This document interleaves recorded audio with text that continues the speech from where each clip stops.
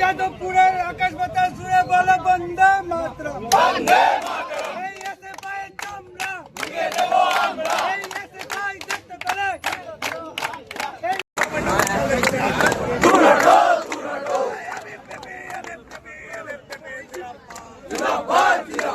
সাথী দেখুন BJP RSS কি করছে, সাথী দেখুন বিজেপি আরএসএস কি করছে। আগুন জ্বালিয়ে দিয়েছে আমাদেরকে লক করে, আগুন দিয়েছে, আগুন দিচ্ছে ওরা, আমাদেরকে লক করে আগুন জ্বালাচ্ছে ওরা। নমস্কার, আমি শুভজিৎ সাহা এবিবির পক্ষ থেকে বলছি। সেটা হলো ইতিমধ্যে হোস্টেলের সেন্টিমেন্ট অ্যাক্টিভেট করার জন্য কিছু বাম নকশালরা হোস্টেলের এবিবি ওই মেন হোস্টেলে যেহেতু এবিবি কিছু অনেক ছেলেবেলে আছে, তার জন্য ওখানে গিয়ে ভাঙচুর চালায় বিজিবির নাম করে, মানে গেট ঢাকা রেখে এই সমস্ত প্রচেষ্টা চালায়। তারপর আমরা কলকাতা পুলিশকে ইনফর্ম করি, ইনফর্ম করার পর কলকাতা পুলিশ স্টেপ নিয়েছে, প্রবলেম রিজলভ।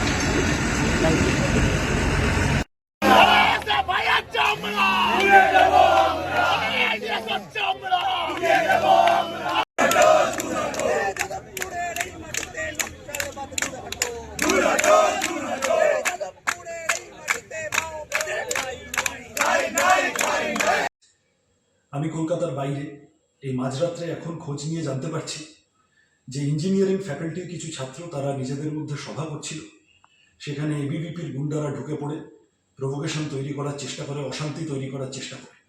দুই পক্ষের মধ্যে বচসা হয়, এখানে এসএফআই কোথাও ছিল না। যাই হোক, ছাত্রদের মধ্যে বচসা অনেক সময় হয়ে থাকে। তারপর শুনছি বিজেপির গুন্ডারা নাকি ঢুকে পড়েছে এবং তারা গিয়ে নাকি ভাঙচুর চালাচ্ছে ক্যাম্পাসের ভিতরে। আরও হাস্যকর হলো, যাদবপুরের বিধায়িকা তিনি হঠাৎ চোরের মায়ের বড় গলার মতো করে যারা গুন্ডামি করলো তাদের প্রোটেক্ট করার জন্য কোথায় গিয়ে জানি দেখছি মিডিয়ার সামনে সুজন চক্রবর্তী বা আমার নাম করে চিৎকার চেঁচামেচি করছেন। যাদবপুর ভয়ঙ্কর একটা জায়গা। ভয়ঙ্কর বলতে যা সব কাণ্ড ওখানে ঘটেছে বা ঘটছে সেই জন্যে। যদিও এই যাদবপুর একটা বিরাট গর্বের জায়গা। আমরা যখন পড়াশোনা করেছি আমাদের কাছে যাদবপুর একটা বিরাট আকর্ষণের একটা ব্যাপার ছিল। আমি নিজেও একটা সময় ওখানে ভর্তির জন্য ফর্ম ফিল আপ করতে গিয়েছিলাম উচ্চ মাধ্যমিকের পরে। তো যখন প্রথম ওখানে গেছিলাম আমার খুব মনে পড়ে সেই দিনটা। যাদবপুরে এসেছি, মানে ইউনিভার্সিটি চত্বরে পা রেখেছি, যেন সেই একটা কেমন ফিলিংস হচ্ছিল। যাদবপুর ইউনিভার্সিটি সত্যি বিরাট বিরাট একটা প্রতিষ্ঠান, নাম করা একটা জায়গা। আমাদের সময় খুবই একটা ব্যাপার ছিল। আমরা তো আবার গ্রামগঞ্জের ছেলে, তো কলকাতায় তো আমরা থাকি না। কলকাতার যে কোনো কলেজই একটা বিরাট মনে হতো, তার মধ্যে যাদবপুর একটা। তো আমি ওখানে চান্স পাইনি, আমার নাম্বারটা অতটা ছিল না। যেটা হয় আর কি, মানে তখন এইচএসের পরে আর কি ভর্তির ব্যাপার স্যাপারগুলো তো চলতো। যেটা হয় যে সমস্ত কলেজে ফর্ম ফিল আপ করা, তখন তো অনলাইন ছিল না, ওই লাইনে দাঁড়িয়ে ফর্ম তোলা, ফিল আপ করা ইত্যাদি। তো অনেক কলেজেই তুলেছিলাম, তো যাদবপুর বিশ্ববিদ্যালয়তেও গিয়েছিলাম। তো আমাদের কাছে সত্যি খুবই একটা আবেগের জায়গা।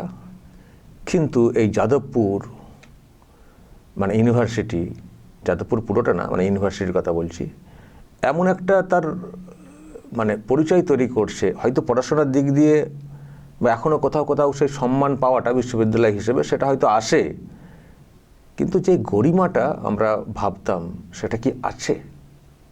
সেটা কি আছে?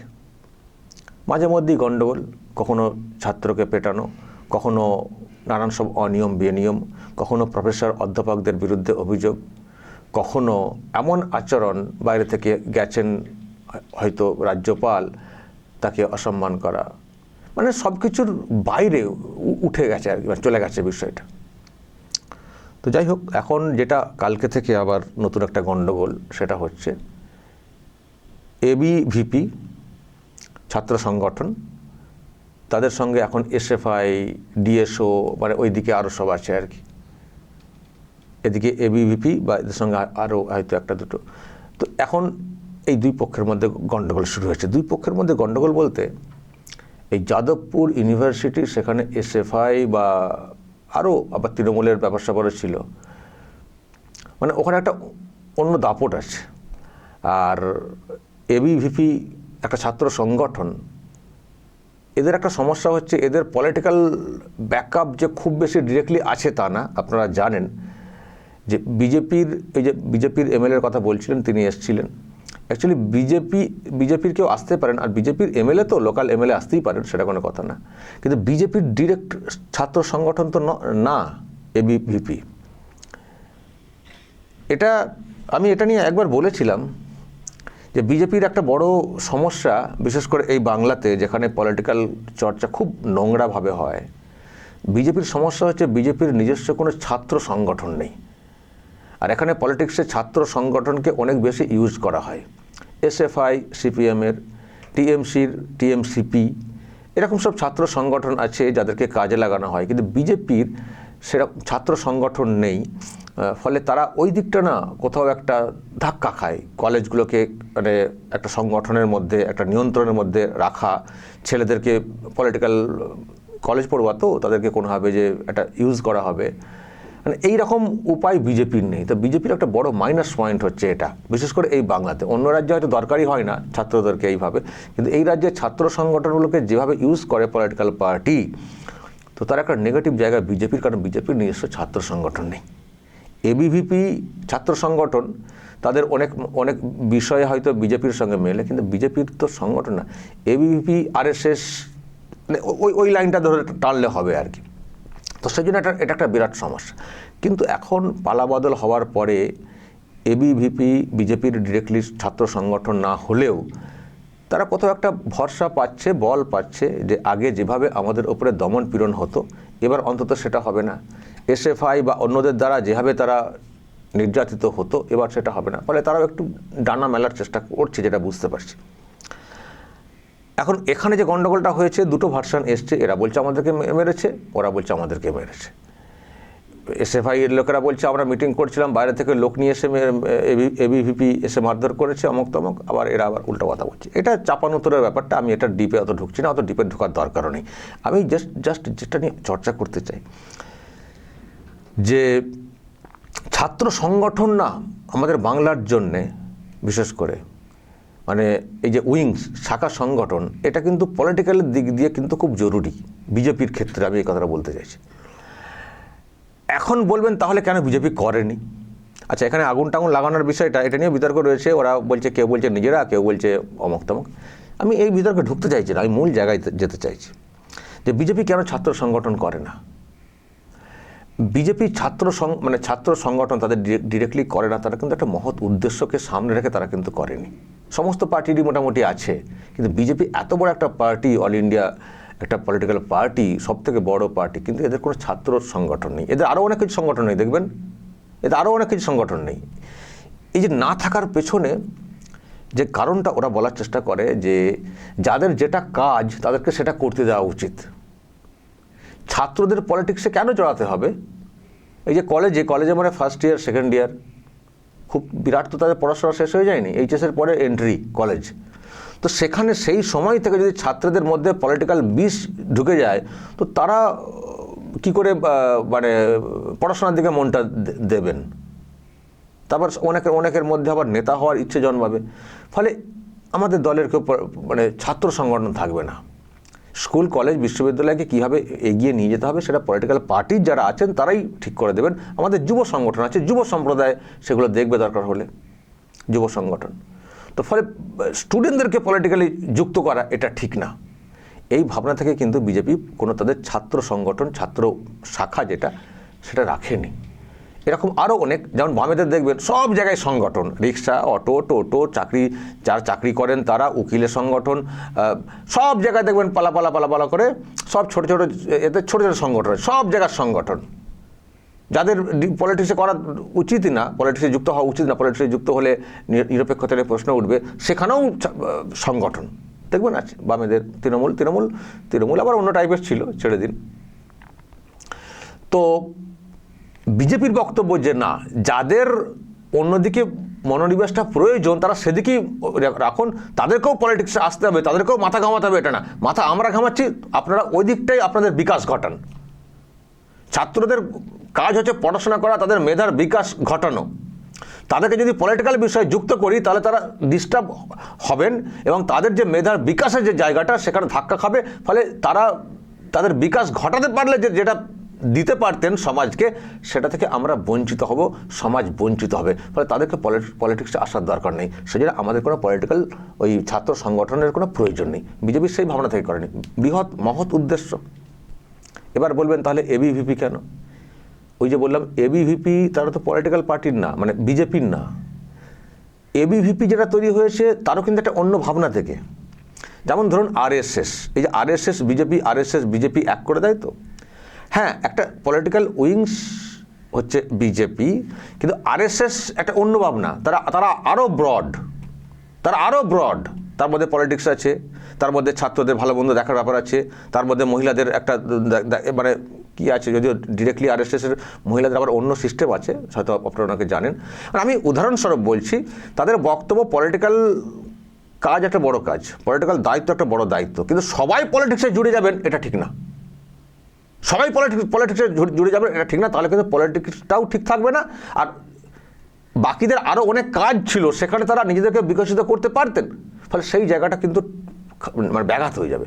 যাদের যেটা কাজ সেটা তারা করুক বলে। আরএসএস একটা সামাজিক সংগঠন, তো এরা সব দিকটাই মোটামুটি নজর রেখে চলার চেষ্টা করে। তো এই এবিভিপি যে ছাত্র সংগঠন, এটা অ্যাকচুয়ালি পলিটিক্যাল পার্টিকে কোনো বেনিফিট দেওয়ার জন্য কিন্তু এই সংগঠন না, অন্যদের মতো এসএফআই বা টিএমসিবি আমি যতটুকু জানি। এরা কিন্তু কোনো পলিটিক্যাল পার্টির হয়ে, যারা বলছেন বিজেপির সংগঠন, বিজেপির হয়ে প্রচারে নামা, এটাও দেখবেন সচরাচর দেখতে পাবেন না। হয়তো কিছু ছাত্র নেতাকে তাদের পলিটিক্যাল তাদের একটা মতামত থাকতে পারে, সেই জন্য হয়তো কোনো প্রোগ্রামে তারা যুক্ত হতে পারেন, কিন্তু এবিভিপির ব্যানারে বিরাট করে কর্মসূচি করে অমুকজনকে ভোট দেওয়ার কথা বলা হচ্ছে, এটাও কিন্তু পাবেন না, কারণ এটা কিন্তু ওদের নীতিতে নেই। ছাত্র সংগঠন, একটা সংগঠন সবসময় দরকার হয় লোকাল বিষয়টাকে ভালো করার জন্য, ছাত্রদের বিষয়টাকে ভালো করার জন্য। তারা সরকারে কে আসবে না আসবে এই নিয়ে হইচই করবে বা পলিটিক্সে ডিরেক্টলি যুক্ত হবে, এটা কিন্তু এবিভিপির মতাদর্শ না। কোথাও বিচ্ছুতি ঘটলে সেটা বিচ্ছিন্ন ঘটনা, কিন্তু ওভারঅল না, আমি যতটুকু জানি। ফলে এই যে ভাবনা থেকে এগোনো না, যে ছাত্র সংগঠন শুধু ছাত্রদের ভালো মন্দ নিয়ে থাকবে কলেজে বা এতে বিশ্ববিদ্যালয়ে, আর পলিটিক্স যারা করবেন তারা পলিটিক্সই করবেন, পলিটিক্সের সঙ্গে ছাত্রদেরকে যুক্ত করবেন না। এটা হচ্ছে ওই ভাবনা থেকে, বৃহৎ ভাবনা, ভালো ভাবনা, এটা নিশ্চয়ই আপনারা বুঝছেন। কিন্তু এখানে তো সমস্যা হয়ে যাচ্ছে অন্য। যখন ওই পক্ষ বলছে আমরা ছাত্রদেরকে যুক্ত করব না, তখন অন্য পক্ষ একটা ব্ল্যাঙ্ক মার্কেট পেয়ে ছাত্রদেরকে পলিটিক্যালি মোটিভেট করে তারা তাদের পলিটিক্যাল ফায়দা তোলার চেষ্টা করছে। ফলে এর জন্য বিজেপিকে এই বাংলাতে অনেক ধাক্কা পেতে হয়েছে। আমি আগে বলেছিলাম যে বাংলার জন্য নতুন করে মনে হচ্ছে কিছু ভাবতে হবে বিজেপিকে, কিন্তু বিজেপি বা আরএসএসের যে ভাবনা সেটার একটা অবশ্যই গুরুত্ব আছে। ফলে তারা একটি রাজ্যের জন্য আলাদা করে ভাববে কেন, সেটাও একটা ভাববার আছে। কিন্তু যাই হোক, এখন সিস্টেমে ঢুকে পড়া, একটা ছাঁচে ঢুকে পড়লে মানুষও তাদের মধ্যে করে তৈরি হয়ে যান। তো এখানে যে ছাত্রের যে একটা কালচার, ছাত্র সংগঠনের যে একটা কালচার, তার মধ্যে এখন এবিভিপি ঢুকে পড়ছে। যে ছাত্র সংগঠন, আমরা ছাত্র সংগঠন, তো ওরা একটা পলিটিক্যাল পার্টির ডিরেক্টলি উইংস বলে যা খুশি করবে, একটা ক্যাম্পাসকে যা খুশিভাবে চালানোর চেষ্টা করবে, এ তো সহ্য করবো না। ফলে তারাও এবার হেড অন নেওয়ার চেষ্টা করছে, আর তাদের মধ্যে একটা ভরসা করেছে, কারণ যেহেতু পালাবদল হয়েছে। আগের সরকার থাকলে তাদেরকে বিজেপির সংগঠন বলে তাদেরকে দমন পীড়ন করার চেষ্টা করতো, এখন সেটা নেই, এখন প্রশাসন নিরপেক্ষভাবে থাকার চেষ্টা করছে। ফলে তারাও খানিকটা মানে অক্সিজেন পেয়েছে। অক্সিজেন পেয়ে এবার যদি কেউ মারতে আসে, গণ্ডগোল করতে আসে অন্য সংগঠনের, সেক্ষেত্রে রুখে দাঁড়ানোর যে এনার্জি সেটা দেখতে পাচ্ছি। ফলে এটা হচ্ছে বাংলার সিস্টেমে পড়ে গিয়ে এইভাবে একটা অভিব্যক্তি ঘটে যাচ্ছে বিষয়টা আর কি। তো যাই হোক, এখন এইসব দেখতে পাচ্ছি, কিন্তু এটা ঠিক একতরফা যেভাবে চলার চেষ্টা করতো এসএফআই বা ওদের সংগঠন, আরও সহযোগী সংগঠন বা টিএমসিপি, সেক্ষেত্রে শাসক দলের ডিরেক্টলি সংগঠন না, কিন্তু ওদের সব কিছুকে অ্যালাউ করে দেওয়া, সব কিছুকে মানে পুরো খোলা ছুট দিয়ে দেওয়া, সেটা আর হবে না।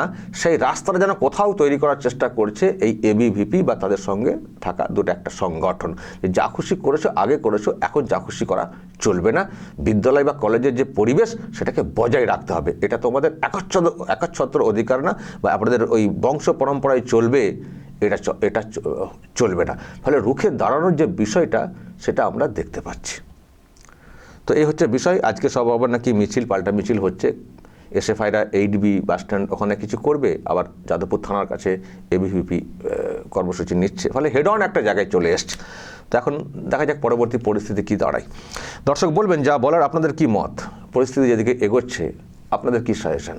বিজেপির এই যে ছাত্র সংগঠন নেই ডিরেক্টলি, ভাবনা তো বললাম কোন ভাবনা থেকে, তো আপনাদের কি মত, যে সংগঠন আছে তাদের কি বা কীভাবে কি ব্যবহার করা উচিত, যদি আপনাদের কিছু বলার থাকে যা বলার বলবেন এবং নজর রাখবেন আরামবাগ টিভিতে।